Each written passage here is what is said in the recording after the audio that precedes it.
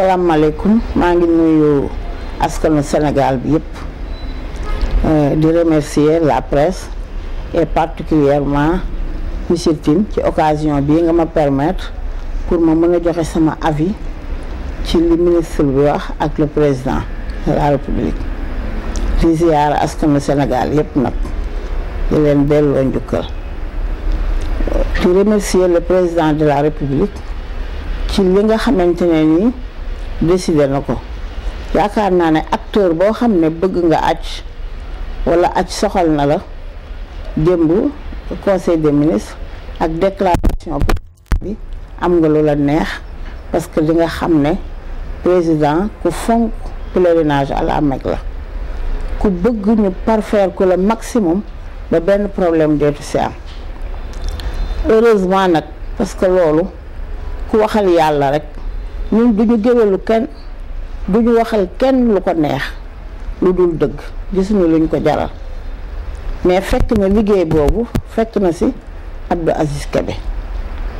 fekk na ci tam heureusement la ministre qui vient d'arriver muy Aïssata Tall Sall parce que woo nañu moom tam en réunion les acteurs les représentants des acteurs des associations pour une réunion de prise de contact mais li président wax exactement loolu la wax bi Abdou Aziz Kébé waxee fi mu toll ci liggéey bi ak ni nga xamee ne noonu lay liggéeyee ci délégation bi daf ko féliciter encourager ko ci li nga xam ne liggéey bi mu nekk ndax quand même 300 presque 300 compagnies si je ne me trompe pas 287 compagnies ñoo doon jógee Sénégal di dem def pèlerinage bi mais vraiment ak le délégué général au pèlerinage mi ngi doon organiser des concertations parce que posé na ay jalons yu important ci aj bi d'abord dafa créer un comité consultatif qui se concerte régulièrement puis la communauté du Hajj. Après les concertations du comité consultatif,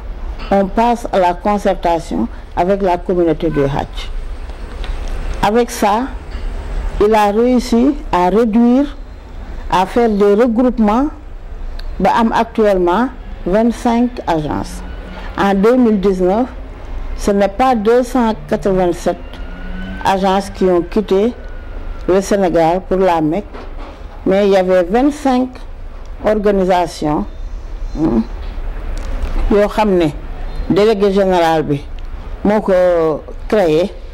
ak des concertations ba 25 agences ñoo quitté woon dem effectuer le pèlerinage à la Mecque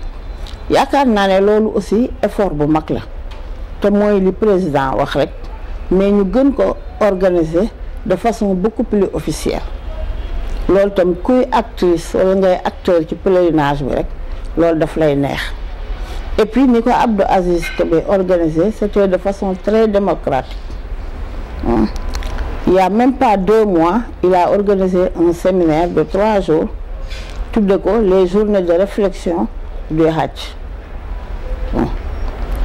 arrivé là-bas à l'hôtel on avait constitué des comités de concertation, presque 5 ou 4 comités. Ni de réfléchir ci cahier de charge pour un changement profond, ni de réfléchir sur les regroupements, comment il faut parfaire les regroupements et essayer encore de réduire jusqu'à 15 agences ou bien 20 agences. À chaque fois, le délégué général doit répéter, mais là le président bëgg. Ni de réfléchir sur notre collaboration avec la banque et l'assurance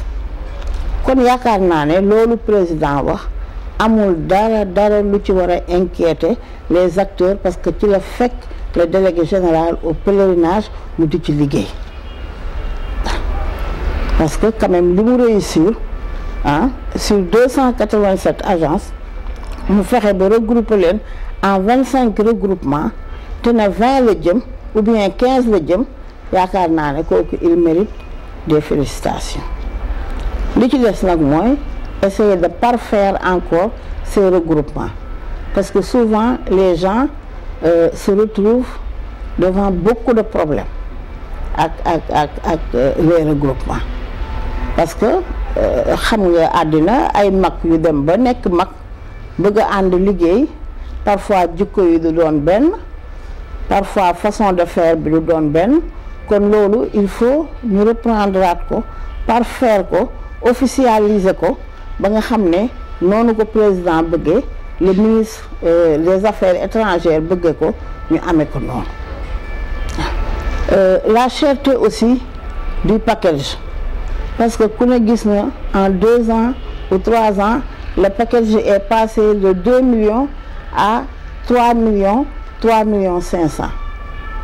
Loolu aussi il faut ñu réfléchir ci avec notre compagnie nationale muy Air Sénégal, parce que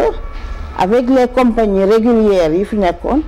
on arrivait à avoir le billet d'avion à 1 million ou moins d'1 million.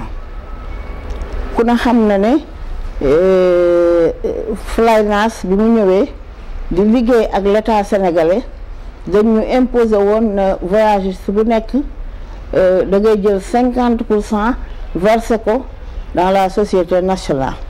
muy société bi doon liggéey ak la délégation muy Flynas. Le billet est passé à presque 1 million 400 000, c'était 1 million 300 et quelques mille. Donc loolu xam nga fu mu tegu dina indi package bi mu gën a cher. Les Saoudiens aussi yokk les logements aussi bien à la Mecque qu'à Médine. Fu si nekk le prix du logement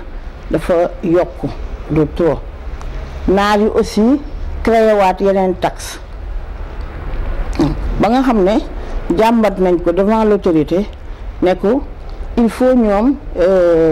la délégation bi nga xam ne mooy dem en négociation, il faut ñu dolli si une autorité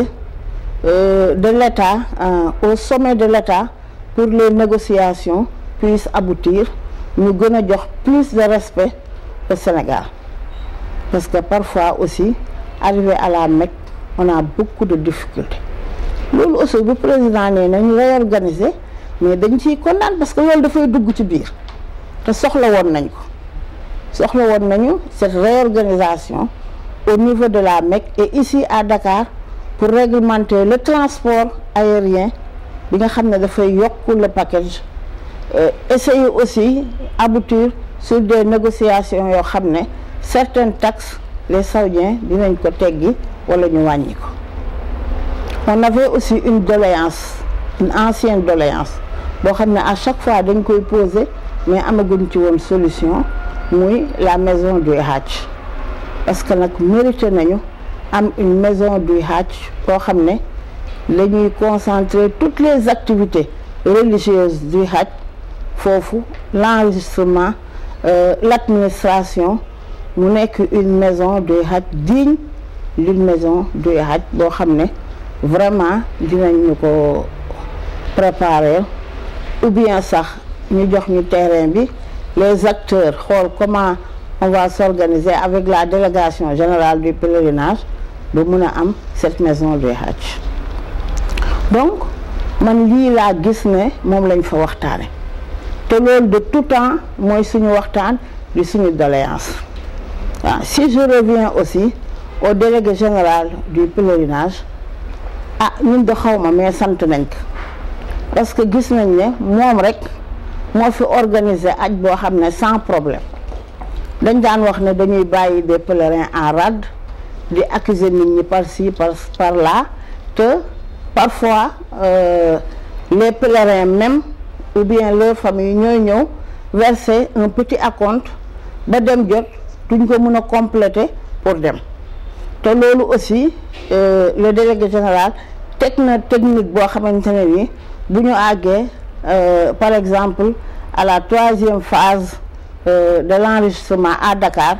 nee na bu ñu fa àggee képp koo xam ne mataluloo sa package na nga delloowaat lañu la joxoon, delloowaat ko kooku wut beneen client boo xam ne dina mën a remplacer loolu. te loolu yëpp vraiment xam nañ ne ay amélioration la yu mu indi ci aj gi.